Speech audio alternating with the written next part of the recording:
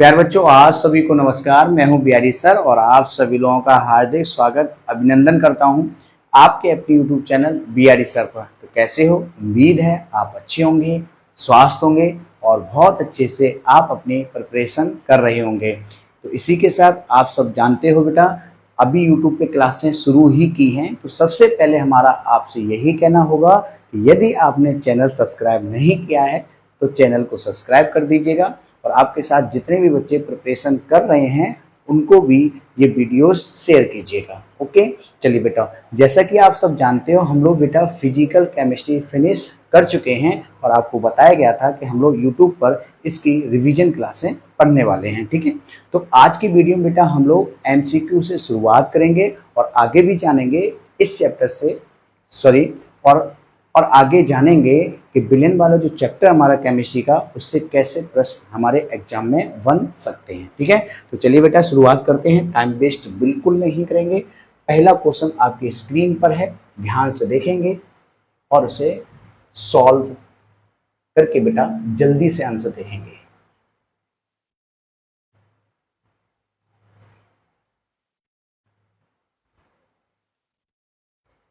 देखिए, ठीक है बेटा, क्वेश्चन को ध्यान से पढ़ें और इसका आंसर देखो।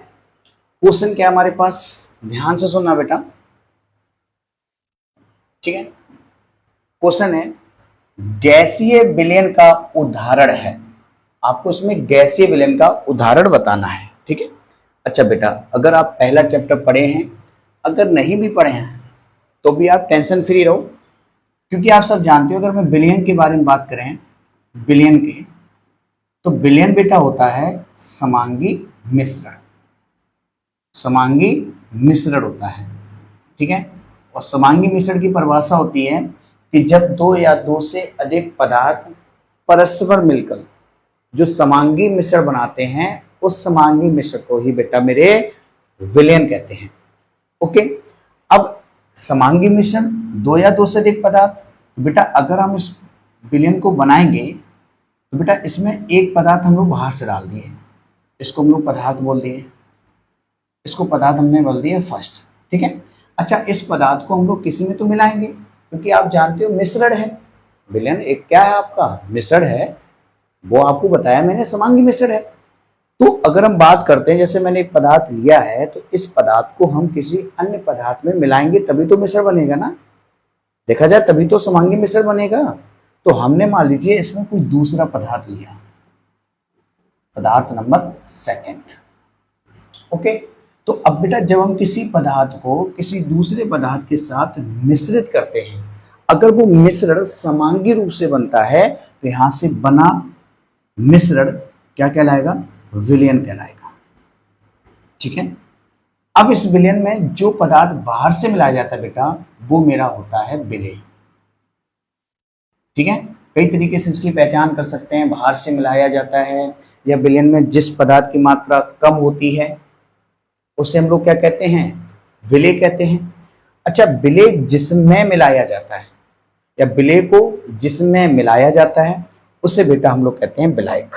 तो विलेय को इसमें किसमें मिलाया जा रहा है बेटा, पदार्थ सेकंड में मिलाया जा रहा है, तो पदार्थ यहाँ पर सेकंड होगा, वो बच्चा मेरे विलायक होगा। ठीक है, या हम लोग ऐसे भी पहचान सकते हैं कि जिसकी मात्रा विलयन में अधिक होती है, जिसकी मात्रा बेटा विलयन में क्या होती है, अधिक होती है, उससे हम लोग क्या कहते हैं, विलायक कहते हैं। ऐसे भी कह सकते हो जिसकी मात्रा कैसी हो बेटा, अधिक हो। ठीक है बेटा, अभी स्टूडियो शुरू ही किया है, सेटअप इसका तैयारी ही किया है, तो हो सकता है लाइटिंग का थोड़ा सा प्रॉब्लम हो, तो कोई बात नहीं बेटा, आप जानते हैं शुरुआत किसी भी चीज़ की करते हैं, लेकिन समय के चलते हर चीज़ में हम लोग सुधार कर लेंगे। ठीक है, लेकिन समय के चलते चीज़ों में हम लोग सुधार कर लेंगे। ठीक है, चलिए अभी हम लोग मैनेज करते हैं, अगर कोई समस्या हो बेटा माफ़ करना, क्योंकि हमसे जितना हो सका अभी हमने मैनेज किया, लेकिन जैसे ही समय बढ़ता जाएगा बेटा चीज़ों में मैं बेहतर चीज़ें करते चलेंगे। ठीक है, चलिए, और वैसे भी आप जानते चीज़ों को अच्छे से स्पष्ट रूप से हमको दिख रही होंगी। ठीक है, तो हमें कोई समस्या नहीं आ रही होगी पढ़ने में।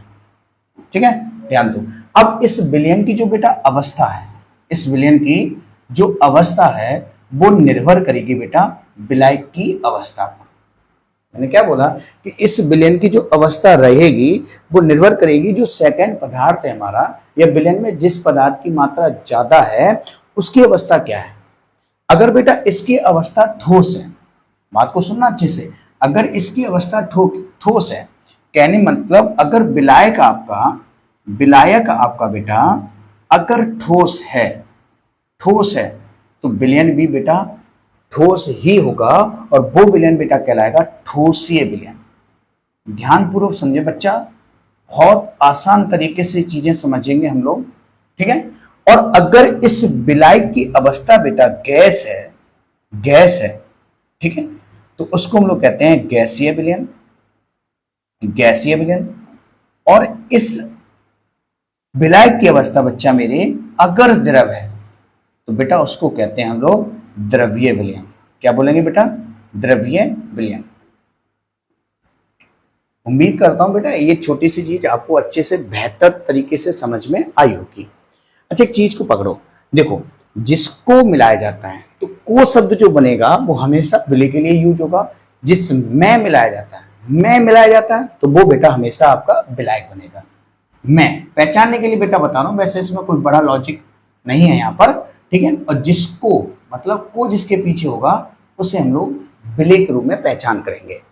अब बेटा मैंने बोला ना गैसीय विलयन, बच्चा मेरे जो आपको समझाया मैंने, यानी कि विलायक उसमें क्या होना चाहिए? गैस होना चाहिए। तो बेटा वो मेरा क्या बनेगा? गैसीय विलयन बनेगा। बात को समझ पा रहे हैं ना? अब जैसे मान लीजिए कपूर है, क्या है? कपूर है। कपूर बेटा ठोस होता है। कपूर का, तो मैंने अभी बोला ना का, इसे हम लोग विलय के रूप में यूज करेंगे। किसके रूप में यूज करेंगे? विलय के रूप में। अब इस विलय को नाइट्रोजन में, मैंने बोला ना नाइट्रोजन, तो ये बेटा हम लोग यूज करेंगे किसके लिए? विलायक के लिए। सिंपल सी बात है। अब आपसे गैसीय विलयन ही तो पूछा गया है ना, तो सीधे सिंपल बेटा बोला मैंने गैसीय विलयन जिसमें विलायक की अवस्था क्या हो? गैस हो।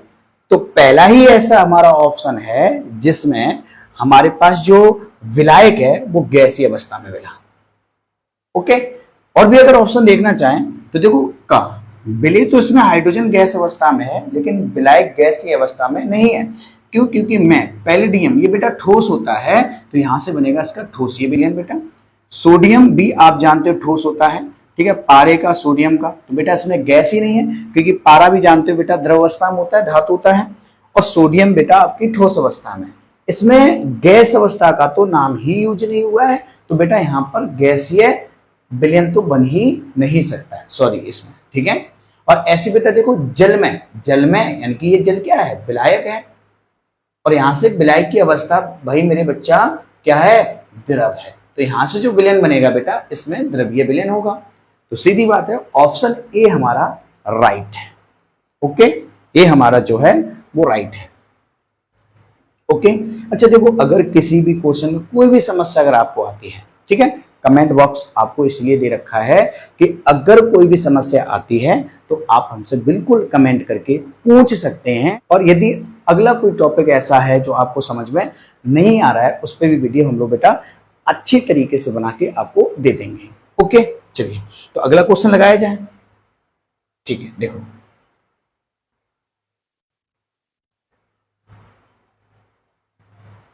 ठीक है, चलिए बेटा अगला क्वेश्चन बच्चा आपके सामने स्क्रीन पर है, ध्यान से देखेंगे, ठीक है।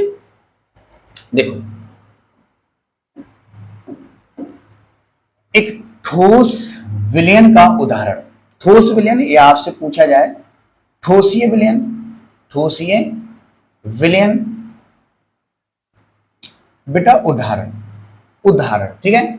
अगर इसको उदाहरण को थोड़ा सा मिस्टेक है, टाइप करने में दिक्कत होगा, उदाहरण, ठीक है। इससे पहले वाले में शायद थोड़ी यही मिस्टेक हो, इसमें कोई बड़ी चीज नहीं है, सिंपल सा है, ठीक है। तो एक ठोसीय विलयन का उदाहरण दीजिए जिसमें विलय कोई गैस हो। मतलब ये कह रहा है कि विलय इसमें कोई क्या हो? गैस हो, लेकिन वो विलयन कैसा होना चाहिए? ठोस होना चाहिए। तो सीधी सिंपल सी बात है बेटा, इसमें जो हम लोग बाहर से मिलाएंगे विलय के रूप में, बच्चा मेरे वो इसमें कहा गया है कि विलय क्या होना चाहिए? गैस होना चाहिए। विलय इसमें देखो क्या होनी चाहिए? कोई गैस हो, और इसको मिला दिया जाए बेटा, तो किस में मिला दिया जाए? तो बेटा मिला दिया जाए ठोस में, तभी तो बेटा ठोस का विलयन बनेगा। तो ऑप्शन देखो, जल में घुली ऑक्सीजन, जल है बेटा किसके अंदर? क्या है, जल में घुली ऑक्सीजन। अब देखा जाए तो ऑक्सीजन तो बेटा गैस है, विलेय तो गैस है बच्चा मेरे, लेकिन लेकिन देखो इसमें जो विलायक है वो आपका क्या है, द्रव है, तो यहां से विलयन बेटा बनेगा द्रव्य विलयन। लेकिन आपसे पूछ क्या रखा है, पूछ रखा है बेटा मुझे चाहिए ठोसीय विलयन। ऐसे आगे देखो, नाइट्रोजन में कपूर का, नाइट्रोजन में कपूर का विलयन। अब देखो कपूर बेटा ठोस है, कपूर बेटा ठोस है, और नाइट्रोजन में तो विलायक यहां पर नाइट्रोजन है, विलायक यहां पर क्या है, नाइट्रोजन है, तो विलायक बेटा गैस है। तो बच्चा मेरे बताओ, अभी मैंने बताया था अगर विलायक गैस हो तो बताओ वो क्या होगा, तो बेटा वो बनेगा गैसीय विलयन। क्या बनेगा बेटा, गैसीय विलयन बनेगा, ठीक है ना। अच्छा अब देखो पैलेडियम जिसमें विलेय कोई गैस हो, सिंपल सा देखो, पैलेडियम एक बेटा ठोस है, पैलेडियम एक क्या है, ठोस है। पैलेडियम जिसमें जिसमें विलेय कोई गैस है, तो बेटा सीधी सी बात विलेय तो गैस दे रखी है, और पैलेडियम भी ठोस होता है, तो ठोस यहां पर विलायक है, तो सीधी बात ऑप्शन नंबर आपका सी बिल्कुल राइट आंसर है। ठीक है, ध्यान रखना अच्छे से, ठीक है। जल्दी बेटा नोट कीजिए, इसको अच्छे से समझो, समझ में आ चुका होगा, बढ़िया तरीके, बेहतरीन क्वेश्चन है बेटा, बहुत अच्छे समझ में आ रहे होंगे आपको, है ना। देखो अगला क्वेश्चन आपके स्क्रीन पर, बेटा इस क्वेश्चन में थोड़ा सा मिस्टेक है, ठीक है, थोड़ा सा मिस्टेक क्या है, देखो यहां पे ये है, देखो 5 ग्राम यहां लिखा होगा बेटा NaOH, ठीक है, 5 ग्राम NaOH 450 मिलीलीटर विलयन में घुला हुआ है, विलयन की मोलरता ज्ञात कीजिए। बहुत बढ़िया क्वेश्चन है बेटा, ठीक है, 2023 में आ चुका है एग्जाम में, बहुत बेहतरीन क्वेश्चन बेटा, है ना, एकदम फटाफट बच्चा मेरे करिए जिस बच्चों को आता है, ठीक है। देखो बच्चा ध्यान सुनो, अच्छा क्या ज्ञात करना है, मोलरता। मोलरता की परिभाषा आप सबको पता होगी, जितने बच्चे पढ़े हैं बेटा अच्छे से, आमतौर पर पढ़े होंगे आप लोग, ठीक है। तो मोलरता बराबर क्या होता है, मोलरता बराबर होता है, मोलरता बराबर होता है बेटा विलेय के मोल बटे विलयन का आयतन, और आयतन बेटा होता है ये लीटर में, ओके। अच्छा अब जानते हो, और परिभाषा ये सो जाती है क्या, कि किसी 1 लीटर विलयन में उपस्थित विलेय के मोलों की संख्या को मोलरता कहते हैं। भाई समझे, यहां से देखो आपका एक थ्योरी क्वेश्चन भी अच्छे से रिवाइज हो रहा होगा आपका, या आपको अच्छे से बता दिया जा रहा है, ध्यान से सुनेंगे कि मोलरता क्या है, क्या बोलेंगे कि किसी 1 लीटर विलयन में उपस्थित विलेय के मोलों की संख्या को मोलरता कहते हैं। इसे एम से प्रदर्शित करते हैं, किससे प्रदर्शित करेंगे, एम से। तो बेटा ऊपर ध्यान रखना, विलेय के मोल, मोल को प्रदर्शित करते हैं एन से, किसके हैं, बी के, तो हो जाएगा बेटा बी। और विलयन का आयतन, विलयन का आयतन मतलब बी से, आयतन वॉल्यूम हो गया। अब किसका है विलयन, तो विलयन के लिए बेटा यूज करते हैं हम लोग एस। अब इसमें देखना मिलीलीटर है, सॉरी लीटर है, अगर इसको मिलीलीटर में यूज करेंगे तो 1000 का बेटा हम यहाँ पे भाग देंगे इसको, ठीक है, तभी तो ये मिलीलीटर में चेंज होगा। अब वो 1000 बेटा वो कहां पहुंचेगा, ऊपर, ठीक है। तो एक तो फॉर्मूला ये हो गया इसका, ठीक है, ये फॉर्मूला हो गया इसका। अब ध्यान देना बच्चा मेरे, आप सब जानते हो कि मोल बराबर क्या होता है, मोल बराबर होता है भार अपॉन अणुभार, भार अपॉन अणुभार, ठीक है। अच्छे सुनना बेटा, अब देखना मोल इसमें है n, भार होता है बेटा w, और अणुभार होता है इसका m। अगर मैं इस क्वेश्चन में, सॉरी अगर मैं सूत्र में इस मोल की जगह अगर हम ये w अपॉन m रखना चाहें तो सर नो प्रॉब्लम। देखो m बराबर बेटा क्या होगा m बराबर बेटा देखना ध्यान से क्या होगा, nv, nv की जगह बेटा रखेंगे हम w, अगर यहाँ b है तो यहाँ भी लगा दो wv अपॉन mv, नीचे आएगा इनटू bs, देखो यहाँ बेटा पहले से है, और इनटू ऊपर हो जाएगा बेटा 1000, सॉरी, ये इसका एक फॉर्मूला हो गया।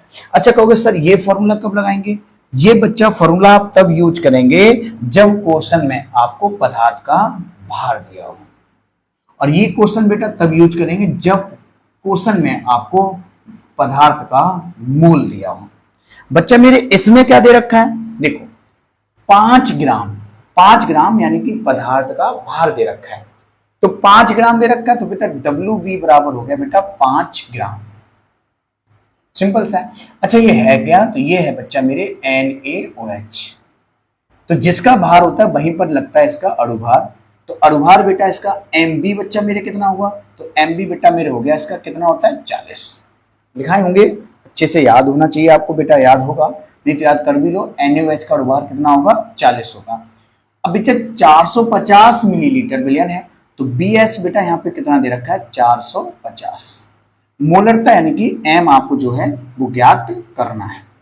सूत्र बेटा बताइए, भार दे रखा है, सूत्र कौन सा लगाएंगे आप, ये वाला बोलो। सूत्र क्या है, M बराबर ठीक है WB इंटू 1000 बटे बेटा MB इंटू BS। अब बच्चे मेरे ध्यान से सुनो, WB का मान आपको दे रखा है 5 इंटू 1000 अपॉन बेटा MB का मान इसका कितना है 40 है, और इंटू BS का मान कितना है बेटा 450। ठीक है, अच्छे सुना। देखो अगर मैं काटता हूं बेटा, ध्यान सुनना, 5 से काटते हैं, 5 8 बेटा कितने होते हैं 40 होते हैं, कोई दिक्कत। 4 से काटते, देखो 4 दूनी 8 हो जाएंगे, 4 से इधर काट दो, 25 चौको कितने होते हैं 100, और बेटा ये कितना हो गया 0। ठीक है, फिर अगर हम बात करते हैं इसको कैलकुलेशन को आगे बढ़ाओ बेटा, 5 से काट दीजिए, 5 से ध्यान से देखो, 25 25 बेटा 50 बन गया। अब यहाँ देखना 5 45 बेटा कितना बना यहाँ पे 0, 0 से 0 काट दो, 9 दूनी कितना हो गया बेटा 18, ऊपर कितने हैं 5। ध्यान सुनना, ऊपर बेटा है 5, नीचे है कितने 18। अब इसके आंसर में क्या करना है, 5 में भाग देना है तुम्हें किसका 18 का। अब 5 में बेटा 18 का भाग देना, बच्चा मेरे ध्यान सुनना, भाग तो जाएगा ना, 0 लगा दीजिए। अब देखना कितने बचेगा, 18 दूनी 36, 18 दूनी 36 बेटा कितने बचे, कहोगे सर बचे हैं 4, और इधर बचेगा बेटा कितना 1। ठीक है, फिर बेटा यहाँ पे 0 बढ़ा दो, अब 18 सत्ते कितना होता है 126। तो ऐसा कुछ क्वेश्चन है इसमें, देखो बेटा ऐसा कुछ क्वेश्चन है 0.27, बिल्कुल है बेटा। देखो डी ऑप्शन इसका हो जाएगा 0.278 मोल प्रति लीटर, इसका राइट आंसर है।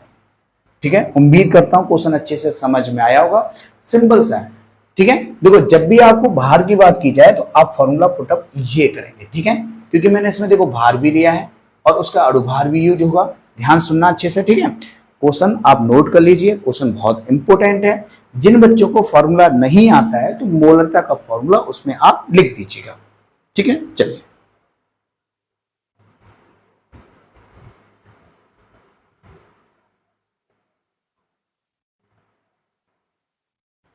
चलिए बच्चा आगे बढ़ा जाए। देखो अगला क्वेश्चन देखो ध्यान से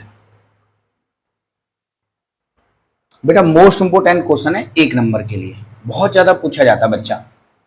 क्वेश्चन देखो ध्यान से पढ़ो बेटा, क्या है। ठीक है, 180 ग्राम में 180 ग्राम में जल के कितने मोल होंगे। अभी तो मोल का फॉर्मूला होता है बेटा, क्या होता है कि सर होता है ना मोल बराबर भार अपॉन अणुभार, भार अपॉन बच्चा क्या होगा अणु भार होगा। देख लो भाई मेरे, देखो बेटा देखो ध्यान से, मोल ज्ञात करना ना, एन ज्ञात करना तुम्हें, भार तो दे रखा है ना सर 180 ग्राम, देख लो 180 ग्राम। ठीक है, जल के पूछे ना तो नीचे जल का क्या लगेगा अणुभार, और जल का अणुभार कितना होता है 18, 18 ढाई 180, यानी कि आंसर हो गया 10 मोल। 10 mole is the right answer. ठीक है, बेहतरीन क्वेश्चन था बेटा, बहुत ही जी था। ठीक है, देखते ही आपने इसका आंसर दे दिया होगा। ठीक है, चलिए तो आगे क्वेश्चन लगाया जाए। देखो बेटा, देख लो बेटा आगे क्वेश्चन देख लो, ध्यान से सुनो अच्छे से। अच्छा इस क्वेश्चन में थोड़ा सा मिस्टेक और भी है, देखो बेटा यहां पे नहीं होगा, ये नहीं होगा बेटा, इसको हटा दो। ओके चलिए, चलो बेटा एकदम फटाफट करो, एकदम आंसर दो एकदम फटाफट।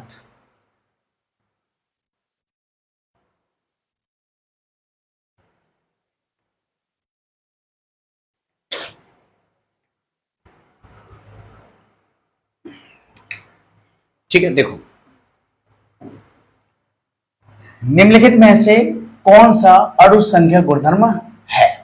आपसे अणु संख्या, हाँ ये तो है। देखो ये मिस्टेक इसलिए थी, ये प्रश्न दो तरीके से पूछा जाता है, बहुत इंपॉर्टेंट है, शायद इससे पिछली बार एग्जाम में आया भी है, इससे पिछली बार एग्जाम में आया भी है।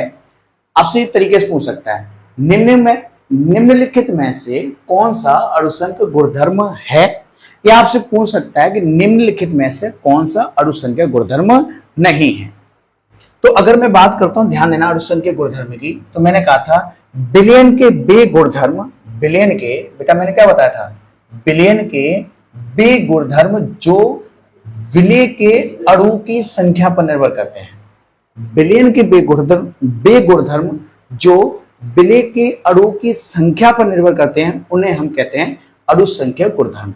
तो बेटा आपको मैंने बताया था अणुसंख्या गुणधर्म, जैसे पहला अगर मैं बात करता हूं, मैंने बोला था हिमांक में अवनमन, हिमांक में अवनमन हो गया बेटा, ठीक है। फिर मैंने बोला होगा क्वथनांक में उन्नयन, क्वथनांक में उन्नयन होगा बेटा। फिर मैंने बताया था आपको वाष्पदाब में अवनमन, वाष्पदाब में अवनमन हो गया बेटा, ठीक है।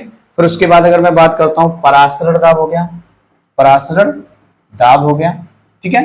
तो अगर इनमें से कोई आपका मैच खा रहा है तो वो आपका आंसर बिल्कुल राइट होगा। तो देखो क्या प्रश्न तनाव होता है? जी नहीं सर होता है। क्या श्यानता होता है कि नहीं होता है? कि इनमें से कोई नहीं है? क्योंकि ना गुरुजी इनमें से है। कौन सा है? परासरण।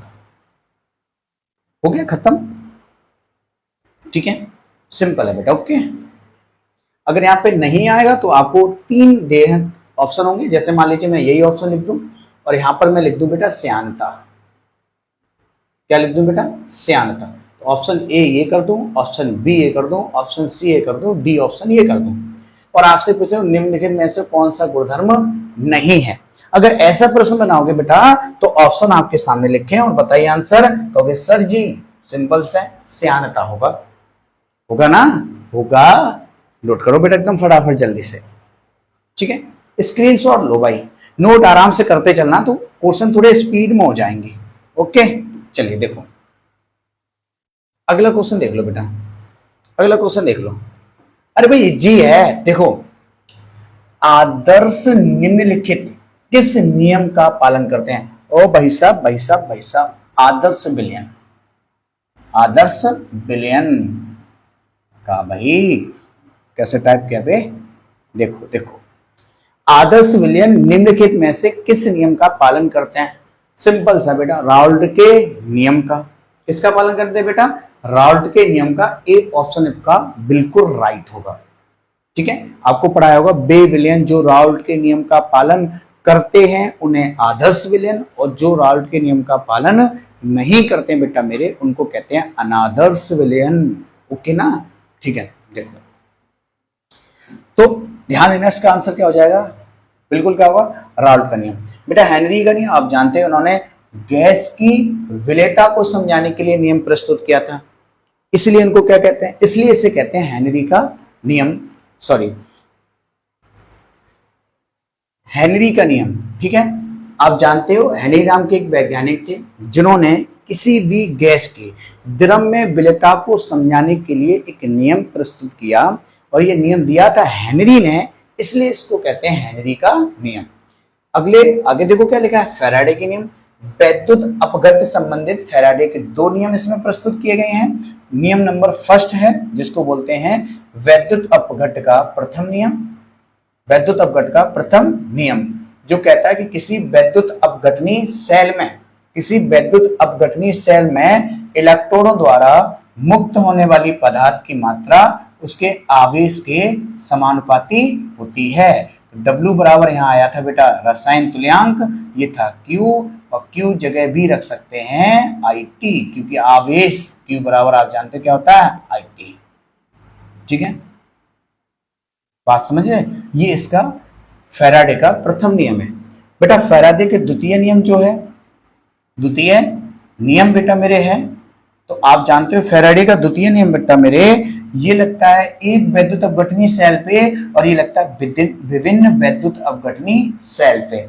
इसमें कहता है कि किसी भी विभिन्न वैद्युत अपघट में श्रेणी क्रम में जुड़े विभिन्न वैद्युत अपघट में समान आवेश प्रवाहित होने पर, ठीक है, समान आवेश प्रवाहित होने पर जो निक्षेपित पदार्थ की मात्रा होगी इलेक्ट्रॉनों द्वारा निक्षेपित पदार्थ की मात्रा उसके रसायन तुल्यांक के समानुपाती होती है। किसके बेटा? रसायन तुल्यांक के समानुपाती होती है। ठीक है, ये इसका कौन सा था? दूसरा नियम था। ठीक है, चलिए आगे देख लो क्वेश्चन को बेटा ध्यान से देखो भाई, एकदम फटाफट आंसर बेटा, इंपोर्टेंट लगा दो, इस पे इंपोर्टेंट लगा दो भाई मेरे, इंपोर्टेंट क्वेश्चन इंपोर्टेंट है। ओके, देखो क्या कह रहा है कि निम्नलिखित में से किसके लिए हिमांक अवनमन अधिक होगा। बेटा निम्नलिखित में से किसके लिए हिमांक अवनमन अधिक होगा? क्लास को बेटा मैं अभी स्लो पढ़ा रहा हूं, पहली क्लास है, बिल्कुल आसान तरीके से चीजों को समझो, आराम से चीजों को पढ़ो। ठीक है, जल्दबाजी ना करें, जल्दबाजी ना करें, क्योंकि जल्दबाजी में चीजें नुकसान दे जाती हैं बेटा, और हमको नुकसान नहीं करना है। देखो हिमांक अवनमन अधिक होगा बेटा, अधिक हिमांक उसका होगा जिसके आयनों की संख्या देखो, क्या बेटा? आयनों की जो संख्या है वो क्या हो? अधिक हो। अब बच्चा मेरे ऑप्शन को सुनो, देखो अब ये दे रखा है यूरिया, यूरिया का सूत्र होता है NH2CO NH2, क्या बेटा ये आयन में टूटता ही नहीं है? तो बेटा जब आयनों में टूटेगा ही नहीं तो ये ऑप्शन तो हो ही नहीं सकता। NaCl जरूर आयनों में टूटेगा, कैसे टूटेगा? Na+ और Cl-। बेटा कितने आयन इससे? कहोगे सर 2 आयन है। कितने आयन बच्चा मेरे? 2 आयन है। बेटा ग्लूकोज C6H12O6, बेटा ये आयनों में तो टूटेगा ही नहीं, 0 आयन है। इसको देखो बेटा K2SO4 को कैसे तोड़ोगे? K2+ और ये होगा SO4-2 हो ना। तो बताओ यहाँ पर आयन कितने हैं? कहोगे सर 3 आयन है। कितने आयन है बेटा? 3। तो किसमें सबसे अधिक आयन है? तो बेटा कहोगे इसमें सबसे अधिक आयन है, तो कहोगे D is the right answer बेटा। ठीक है, एकदम फटाफट स्क्रीनशॉट लो एकदम बढ़िया तरीके से। ठीक है, बेहतरीन क्वेश्चन लगा रखे हैं बेटा, अच्छी तरीके से आपको समझ में आ रहे होंगे।